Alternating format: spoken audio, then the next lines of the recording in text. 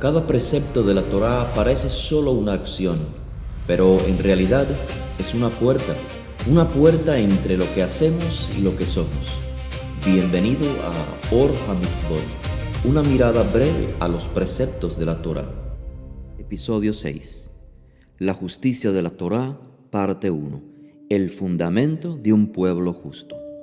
La Torá no solo nos enseña qué hacer y qué evitar, también nos muestra cómo debe organizarse una sociedad para que esos mandamientos puedan vivirse con justicia.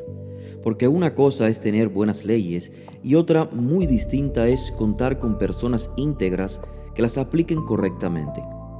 Toda sociedad necesita justicia. Sin ella, incluso las mejores leyes terminan siendo ignoradas o manipuladas. En los episodios anteriores hemos recorrido diversos grupos de preceptos que regulan nuestra relación con el Creador y con el prójimo. Sin embargo, llegamos ahora a un conjunto de mitzvot muy especial. No se trata de mandamientos dirigidos únicamente al individuo, sino de aquellos que hacen posible que toda una nación viva conforme a la voluntad del Eterno. La justicia no es un asunto secundario dentro de la Torá, es uno de los pilares fundamentales. No es casualidad que el pueblo de Israel recibiera jueces, ancianos y autoridades mucho antes de establecerse en la tierra prometida. El Eterno sabía que un pueblo sin justicia, tarde o temprano, perdería también su fidelidad a la Torá. Cuando los hijos de Israel salieron de Egipto, dejaron atrás siglos de esclavitud. Allí no habían tenido oportunidad de desarrollar una organización nacional sólida. Apenas conservaban cierta estructura comunitaria encabezada por los ancianos de cada familia. De hecho, cuando el Eterno llamó a Moshe para liberar a Israel, una de sus primeras acciones fue reunir precisamente a esos ancianos para comunicarles el comienzo de la redención. Y junto a ellos también desempeñaban un papel importante los miembros de la tribu de Leví. Mientras el resto del pueblo soportaba los trabajos más pesados, los levitas conservaron una identidad espiritual más firme y por lo tanto ayudaron a mantener viva la fe de Israel en medio de una nación profundamente idolátrica. Por eso, cuando comenzó el Éxodo, Moshe pudo apoyarse tanto en los ancianos como en los levitas para conducir al pueblo. Pero aún así la carga era inmensa. Moshe era el legislador, era maestro, era líder y además de esto, juez. Cada conflicto llegaba hasta él. Cada duda sobre la voluntad del Creador debía resolverla personalmente. Desde la mañana hasta el anochecer, las personas hacían filas esperando su turno para recibir una respuesta de Moshe. Hasta que un hombre observó aquella escena y comprendió que ese sistema no podría sostenerse por mucho tiempo. Ese hombre fue Yitro, suegro de Moshe. En Éxodo capítulo 18, Yitro le dice algo que cambiaría para siempre la administración de justicia en Israel. Le explica que una sola persona no puede cargar con toda la responsabilidad de un pueblo. Entonces le aconseja enseñar primero los estatutos y las leyes del Eterno, pero además seleccionar hombres capaces, temerosos de la divinidad, amantes de la verdad e incorruptibles, para que éstos juzguen todos los asuntos cotidianos. Solo los casos realmente difíciles llegarían hasta Moshe. Moshe escuchó el consejo y lo puso en práctica. Y así nació la estructura judicial que serviría de modelo para Israel durante generaciones. Desde ese momento comenzaron a desempeñar funciones complementarias tres grupos principales: los ancianos, que participaban en los asuntos nacionales; los levitas, encargados del servicio sagrado y de preservar la enseñanza de la Torá; y los jueces, responsables de resolver los conflictos del pueblo con justicia. Cada uno tenía una función distinta, pero todos trabajaban con un mismo propósito: que Israel reflejara el carácter justo del Creador. Con el paso de los siglos, Israel atravesó momentos de fidelidad, pero también momentos de profunda decadencia espiritual. Hubo épocas en que los jueces guiaron correctamente al pueblo, pero otras veces fueron los profetas quienes llamaron a la nación al arrepentimiento. Más tarde gobernaron los reyes. Sin embargo, después del exilio en Babilonia, ocurrió uno de los acontecimientos más importantes de toda la historia de Israel. Dos hombres asumieron la responsabilidad de reconstruir no solamente los muros de Jerusalén, sino también el corazón del pueblo. Estos hombres fueron Ezra y Nehemías. Después del regreso del exilio, comprendieron que la verdadera restauración no consistía únicamente en levantar edificios. Era necesario volver a colocar la Torá en el centro de la vida nacional. Podrían haber gobernado únicamente mediante decretos personales. Sin embargo, eligieron algo mucho más sabio. Convocaron a ancianos para dirigir espiritualmente al pueblo.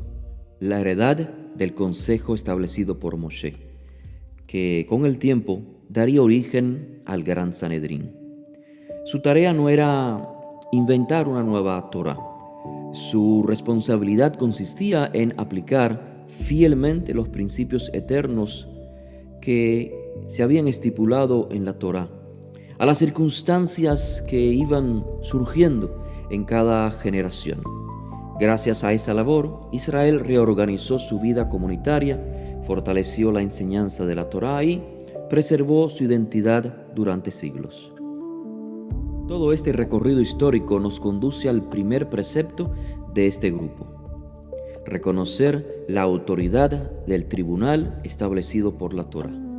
La base tanájica se encuentra en Deuteronomio 17, verso 8 al 11. Allí se enseña que cuando un caso resulta demasiado difícil para ser resuelto localmente, debe presentarse ante los jueces establecidos para esa generación. Y una vez emitido el fallo, el pueblo debe obedecer la decisión. ¿Por qué? Porque la justicia no puede sostenerse si cada persona decide aceptar únicamente las sentencias que le agradan. La autoridad existe para preservar el orden y evitar el caos. Por supuesto, esa autoridad siempre debe permanecer sometida a la propia Torá, nunca por encima de ella. Segundo precepto: cuando los jueces no estaban de acuerdo entre sí, ¿cómo debían resolver el caso? La decisión debía seguir a la mayoría. Este principio surge de Éxodo 23:2, pero no significa que la mayoría siempre tenga razón en los aspectos de la vida. Significa que un tribunal necesita un mecanismo para llegar a una resolución definitiva. Sin ese principio, ningún juicio terminaría jamás. La justicia quedaría paralizada por las diferentes opiniones. Tercer precepto: la Torá también ordena que toda comunidad tenga autoridades encargadas de hacer cumplir la justicia. En Deuteronomio 16:18 leemos: jueces y oficiales pondrás en todas tus ciudades y juzgarán al pueblo con justo juicio. La justicia no debía concentrarse únicamente en Jerusalén, debía estar presente en cada ciudad. Cada comunidad necesitaba hombres preparados para proteger el derecho, resolver conflictos y mantener el orden conforme a la Torá. Una nación justa comienza con comunidades justas. Cuarto precepto: no basta con juzgar, hay que hacerlo correctamente. Y por eso Levítico 19:15 declara: con justicia juzgarás a tu prójimo. La Torá no permite favoritismos, no importa la posición social, no importa la riqueza, no importa la influencia. Ante la justicia del Eterno, todos comparecen bajo el mismo estándar. La imparcialidad no es solamente una virtud del juez, es una expresión del carácter mismo del Creador. Quinto precepto. Otro principio fundamental aparece en Levítico 5:1. Quien posee información relevante para un juicio tiene la obligación de declarar. Guardar silencio cuando la verdad depende de nuestro testimonio también puede convertirse en una falta. La justicia necesita personas valientes, personas que amen la verdad más que la comodidad. Sexto precepto. La Torá tampoco acepta cualquier declaración sin examinarla cuidadosamente. Por eso, en Deuteronomio 13:14, ordena investigar con diligencia cada caso. Los jueces debían preguntar, examinar, verificar, buscar toda la evidencia posible antes de emitir una sentencia. La rapidez nunca debía reemplazar a la verdad. Una decisión apresurada puede destruir la vida de un inocente y por eso la Torá exige prudencia antes de juzgar. Séptimo precepto. Finalmente encontramos una de las enseñanzas más contundentes acerca del falso testimonio. En Deuteronomio 19:19, la Torá ordena que el falso testigo se le aplique la misma pena que intentó provocar contra otra persona.